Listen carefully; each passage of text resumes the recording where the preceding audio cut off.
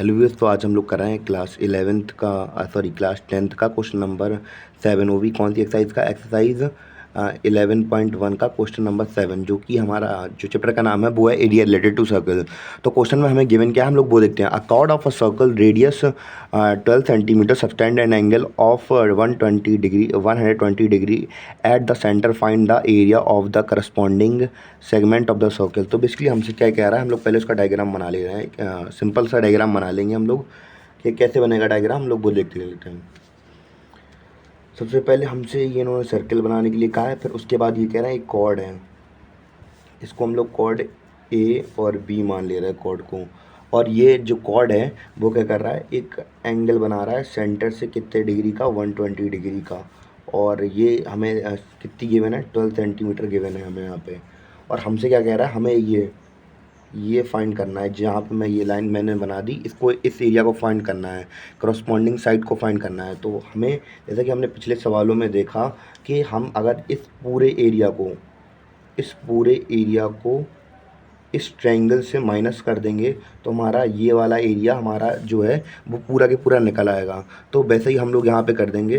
तो area of that segment के area of that segment is क्या कर देंगे हम लोग, हमें वो सेगमेंट निकालना है तो हम लोग क्या कर देंगे, एरिया ऑफ सेक्टर के मतलब इस पूरे एरिया को हम लोग इस ट्रायंगल कौन सा ट्रायंगल गिवन है हमें, ट्रायंगल OAV गिवन है। तो इसको हम लोग जब इससे माइनस कर देंगे तो हमारा जो हमें एरिया जो पूछा गया है वो एरिया हमारा निकल आएगा। तो हम लोग कुछ नहीं, वैल्यू रख देंगे। एरिया ऑफ सेक्टर क्या होता है, theta upon 360 degree pi r square minus ये हम लोग एरिया ऑफ OAB का हम लोग यहाँ पे फॉर्मूला रख देंगे। तो जब हमें पता है 90 डिग्री से होता है तो ये वाला फॉर्मूला यूज़ किया जाता है। तो इसमें क्या किया गया, r square into sine theta upon 2 into cos theta upon 2। तो हम लोग कुछ नहीं करेंगे, बस जैसा हमें दिया गया हम लोग वैसे लिख देंगे। थीटा की वैल्यू हमें कितनी थी, 120 गिवन थी। 360 से 0 से 0 कैंसिल किए, 12 बन जा 12, 12 3 जा 36 और 3 बन जा 3, 3 4 जा 12, हमने यहाँ पे काट दिया। और थीटा की वैल्यू हमें पता थी, हमें गिवन थी क्वेश्चन, हमें पहले ही ज़्यादा नॉर्मली हम लोग इसका यूज़ करेंगे 3.14 का यूज़ करेंगे थीटा की वैल्यू की जगह पे। आर की वैल्यू हम लोगों ने ये रख दी थी और इसको हम लोगों ने थोड़ा सॉल्व कर लिया था। और आर की वैल्यू हमें पता थी, आर स्क्वायर था तो 12 इंटू 12 कर दिया। और साइन थीटा की वैल्यू कितनी होगी, यहाँ पे थीटा की वैल्यू हमें 120 गिवन है तो 120 लिख देंगे, साइन 120 अपॉन 2 और कॉस 120 अपॉन 2। और जब हम लोग 2 से इसको डिवाइड कर देंगे 120 को तो कितना आ जाएगा, साइन 60 आ जाएगा।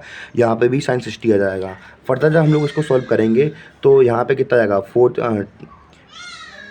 और जब हम लोग इस जितनी वैल्यूज़ बची हैं सबको मल्टीप्लाई कर देंगे तो 150.72 आ जाएगा। और माइनस कर देंगे हम किससे, हम लोग जब इससे इसको टोटल मल्टीप्लाई कर दिया तो हमारी वैल्यू इतनी आ गई। बस माइनस का साइन लगाएंगे और जो वैल्यूज़ हमारी यहाँ पे गिवन थी हम लोग वहाँ पे उतार देंगे।